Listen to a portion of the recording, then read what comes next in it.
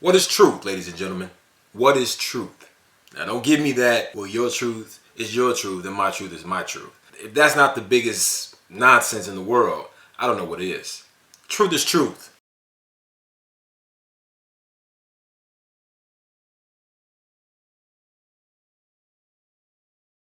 Something that I believe wholeheartedly is that God is true. I believe that God is true. He's real. He exists.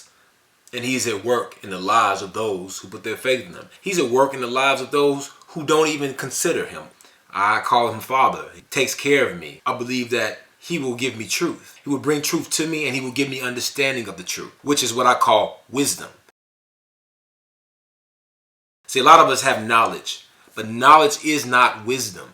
Knowledge is having some facts or some truth being revealed to us, learning how to apply it and practice it in life and walk in it. Now that's wisdom. How to help others learn and walk in it and apply it, that's wisdom. The most intelligent and smartest man, he has problems in his life that stem from his ignorance, that stems from what he does not know or understand. I am not immune to it, nor are you. The reality is that the only way that we can make it through this life is to gain wisdom. And how we gain wisdom is wisdom comes from God. I believe that God will give me wisdom.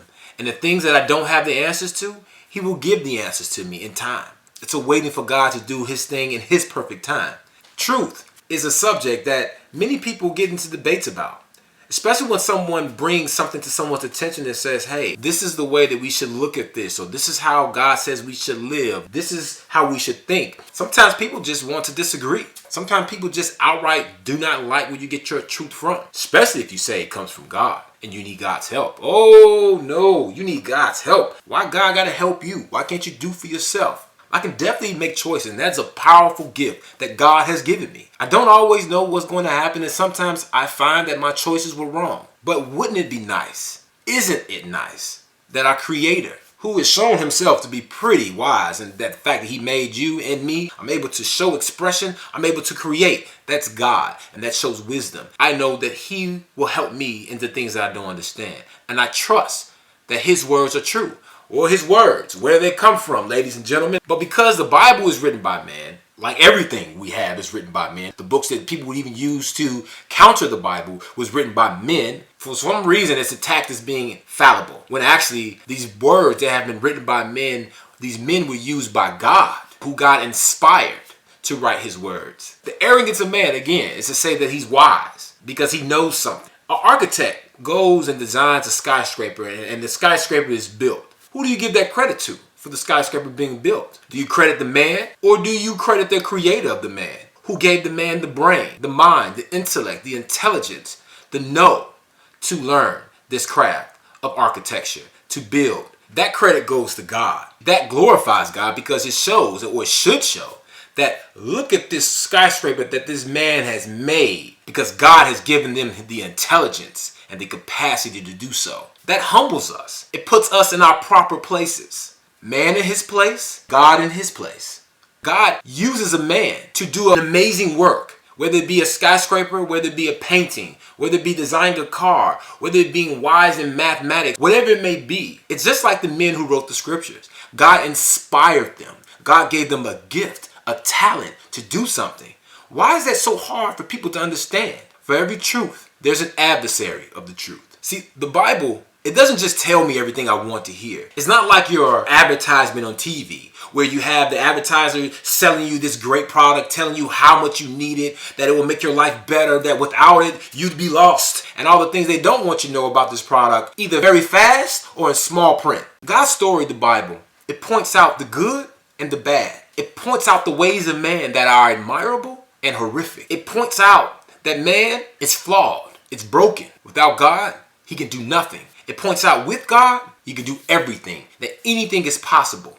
What the scriptures teach, and it shows me, I can't conveniently ignore what is true for my own wants, for my own desires. See, people suppress truth or don't want to recognize truth because they want to live the way they want to live. It's why the scriptures say, though light has come into the world, they love darkness. God has presented his truth to us very clearly, perfectly. The same way he's presented his creation to us very clearly, perfectly.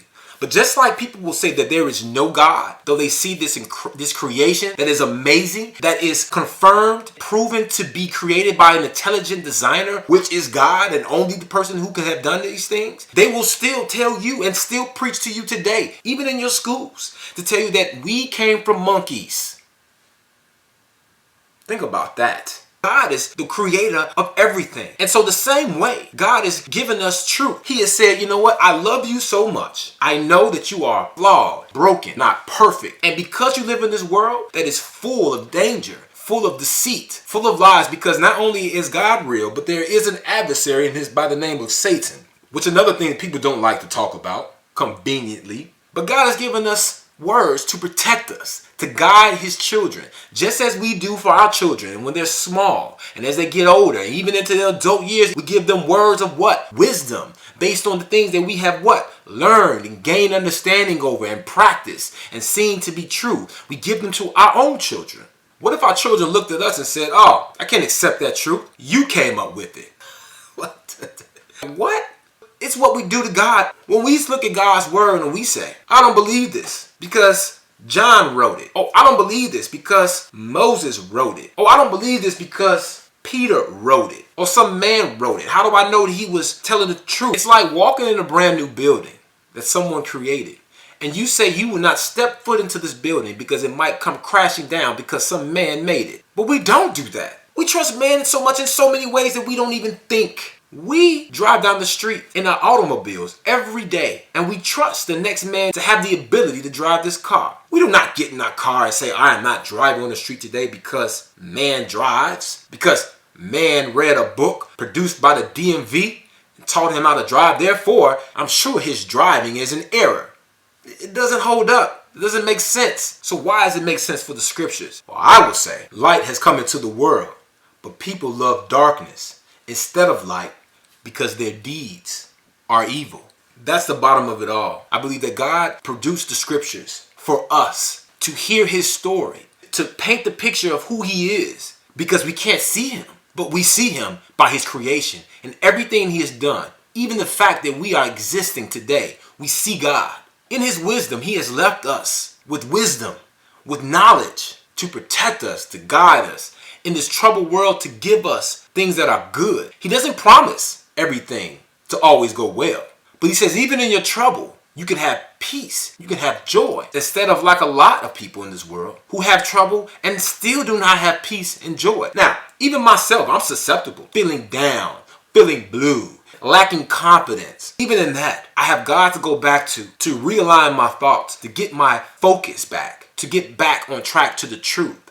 The world today, it wants to debate the truth without finding out what the truth is. Just find out what is truth and you stand on that. A lot of people just stand on what is not true. And that's all they want to talk about. And that's all they want to debate and fight and argue about. What's not true. What's a lie. What the man and lied to them about. What the powers that be are keeping from them. Look, do not give man so much power. God triumphs everything. No one can oppose God. That means that if God has truth that he wanted to get out to his creation, he's going to get it out. Yes, man may attempt, like we know Satan always attempts, to prevent the works and purposes of God. I know no one opposes God and no one's greater than God. Therefore, God will get his truth out. And so when people come and say, oh, you read a book that's been changed and corrupted by man, why don't we criticize every other book that we read like that? I wonder why. People love darkness. They don't love light. And when they see light, they want to say that it's not true. Because if it's true, then they have to come out of darkness and come to light. And what happens when people come out of a dark place? And man, turn that light out, man. Why are you turning the light on? When you are asleep and someone flicks a light on, I don't know about you, but it bothers me. I get an attitude. Somebody just come in and flip a switch on. Why? Because I was asleep and I like my sleep and my leisure. It's pleasurable to me. And when you turn the light on, you wake me up against my will when I'm not ready to see. See, that's the same thing the Bible does. It's like a light switch. You bring it to people and people get mad. Oh, that's foolish. That's nonsense. Why do you believe in a book written by man? Why do you believe in a book that they took all the books of the Bible out and changed them and they use it to brainwash you? Now there's another thing, brainwashing. No one has been able to answer the question for me yet. How am I, Fred Jackson, being brainwashed by the Bible? Because man has decided to use some of the truths in the Bible for their own schemes, for their own benefit. I understand why they say it, because it's true. Man takes things that have power and they use them to manipulate others. Others can be manipulated when they don't know, when they're not a student of something, when they're not educated to something. I have not always been a fan of God or the Bible, though my actions shown that I did not love God. And that's another topic, love or hate. It's one of the two. As I got older, I decided that I would look into these things myself, that I would look into studying scriptures so that I can walk away with the truth, so that I can confirm or disprove what has been taught and shown to me. I am not immune to being fooled or tricked. But you cannot manipulate somebody who knows the truth for themselves. You cannot persuade so easily someone who's read and studied the same things that you read and studied. See, the reason why that people can be manipulated and lied to and deceived is because we have an adversary called Satan, who does not care if you read a Bible or go to church. What he cares about is if you know the purpose of reading your Bible and the purpose of going to church and why God designed both. It's the same thing for marriage. People talk down on marriage not because marriage is a bad thing, but because marriage has been painted to be bad. The people who have been involved in marriages have made it look bad, and so therefore it is deemed bad. But God has created marriage for a very good reason. I'm a witness to it because I've been married for now 9 years in April, and I can tell you this. Marriage is one of the most incredible institutions created by God. Incredible covenant that God has created because in his wisdom, he has brought two people who are totally different from each other, put them together. And the only way that it can work is by complete dependence on God and his words. The wisdom that comes from his words. That is how a marriage is sustained. From those words, you make choices. Either to believe in what God has said or not. To put the principles into practice of what makes a healthy marriage. What helps a man to be humble and therefore love his wife even if he's not being loved by her. What the true definition of love is. Not the definition that we get from Lil Wayne, Angelina Jolie, from Hollywood and the music business. I'm talking about the definition of love based on the word being defined by the very name and nature of God. What does it say? God is love.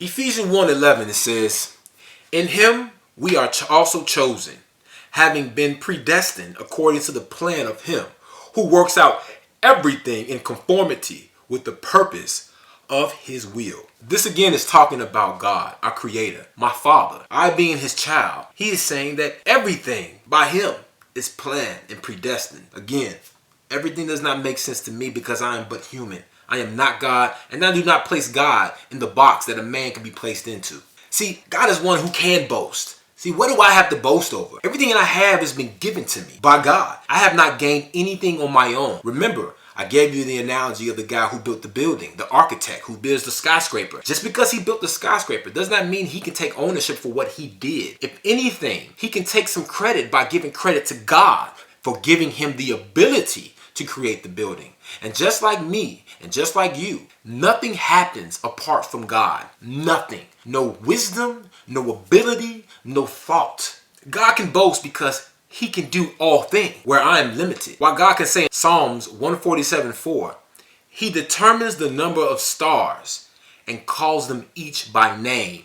Do you know that scientists do not know the number of stars that exist? That they suspect there are more than billions, trillions of stars. And God says that he can count them by name. He can call them each by name. So not only did he form them, and not only did he put them in place, do you know that we don't even know what a star truly looks like? Even with our most powerful telescopes? These things have to give us pause. They have to humble us when we want to be quick to say what we think we know. See, what I'm claiming to know, it's not mine. God's words are his. They are his words. He makes them alive. He gives them power. I am someone who has accepted them to be true, and I share them. They don't come from me. You can't get mad at me for even presenting them. I'm just one, just like anybody who has good news or has come to some knowledge, wisdom. They share it. They get excited. I don't have people coming up to me on a regular basis telling me, oh my God, hey, let me share with you what I read in the Bible today. Most of you do not get that on an everyday basis. And when you don't really want to hear it. Why? Why don't you want to hear it? And why don't people talk about it often? The gospel means the good news. What we know about our society is that we can't wait to share good news. What I read in the Bible and what I claim to be good news and an incredible and amazing story of God and His words and of those who have penned it down and left it for us to read, I believe it is amazing, so I share it. But those who do not, it must not be good news to them, because I believe He's connected to everything we can talk about. But why does the energy in the room change when I bring the good news? When I bring up the words of God, why do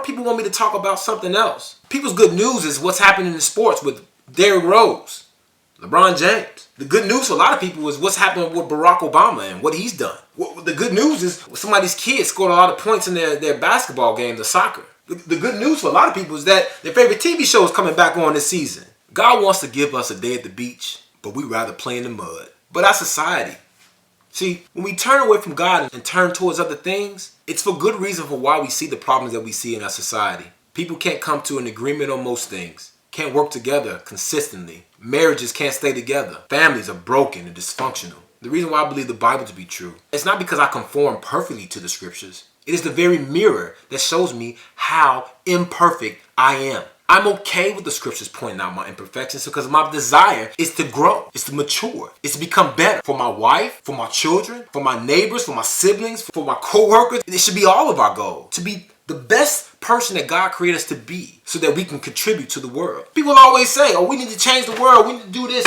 The change starts with you. You be the change that you want to see. That's why God put you here, to be the change that He wants to see. Change done in His way. He created this world and He knows it exists in it more than we do.